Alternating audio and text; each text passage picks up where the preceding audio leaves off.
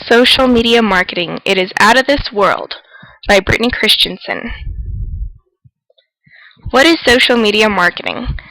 It is a method of gaining website attention through social media sites. Those social media sites can be Facebook, Twitter, Instagram, YouTube, and so many other social media sites that we've discussed in class.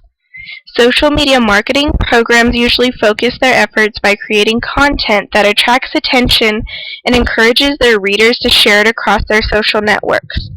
What we like to call this is electronic word of mouth, which refers to any statement consumers share via the internet, which can be done through websites, social networks, instant messages, emails, news feeds, and so much more. And the word of mouth can be about an event, a product, service, brand, or company. When the underlying message spreads from user to user and seemingly resonates because it appears to come from a trusted third-party source as opposed to the brand or company itself, this form of marketing results in earned media rather than paid media. So there are two types of approach when dealing with social media marketing. The first one is the passive approach. That can be done through blogs, content communities, and forums that are platforms where individuals share their reviews and recommendations of brands, products, and services. Businesses are able to tap and analyze the customer voice generated in social media for marketing purposes. In this sense, the social media is an inexpensive source of market intelligence which can be used by marketers to track problems and market opportunities. One example that I found interesting, the internet erupted with videos and pictures of the iPhone 6 bend test, which I think we all remember. When the iPhone 6 first came out, so many people were able to bend it, and it was a big deal. So basically, the iPhone 6 bend test would show that the coveted phone would bend merely by hand. The so-called Bendgate controversy created confusion amongst customers who had waited months for the launch of the latest rendition of the iPhone. However, because of the social media marketing, Apple was able to promptly issue the statement and let them know that this was not something common, it was an accident, and it would definitely not happen in the future. The second approach is going to be the active approach. So social media can be used as a public relations and direct marketing tool, but also as communication channels and as customer engagement tools.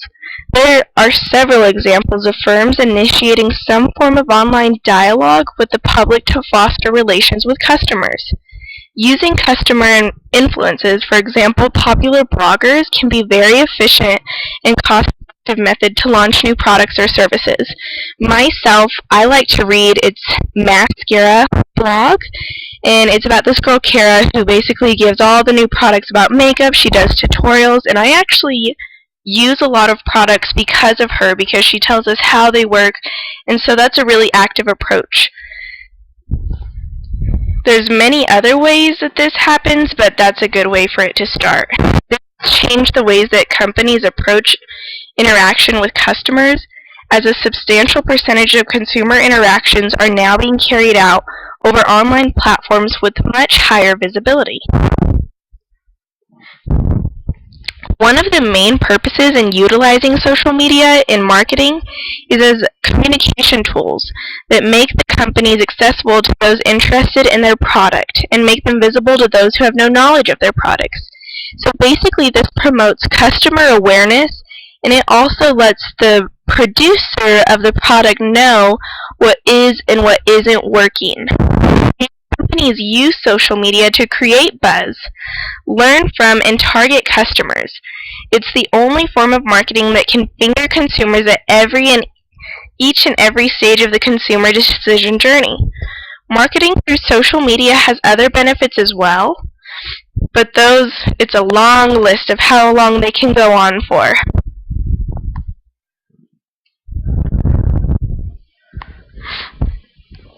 So finally, customers can now post reviews of products and services, rate customer service, and ask questions or voice concerns directly to companies through social media platforms.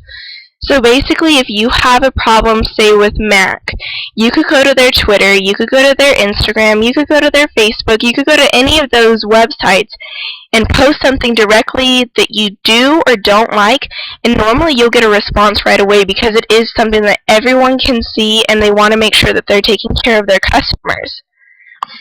To this aim, companies may also hire personnel to specifically handle these social media interactions. They usually report under the title of online community managers. So hey everybody, there's something to look out for in the future for your career. Handling these interactions in a satisfactory manner can result in an increase of consumer trust, to both this aim and to fix the public's perception of a company. 3 steps are taken in order to address consumer concerns. Those 3 steps are identifying the extent of the social chatter, engaging the influencers to help, and developing a proportional response. So just keep those in mind for the future, and you'll do great if you ever become a online community manager. Thank you everyone, and have a wonderful day.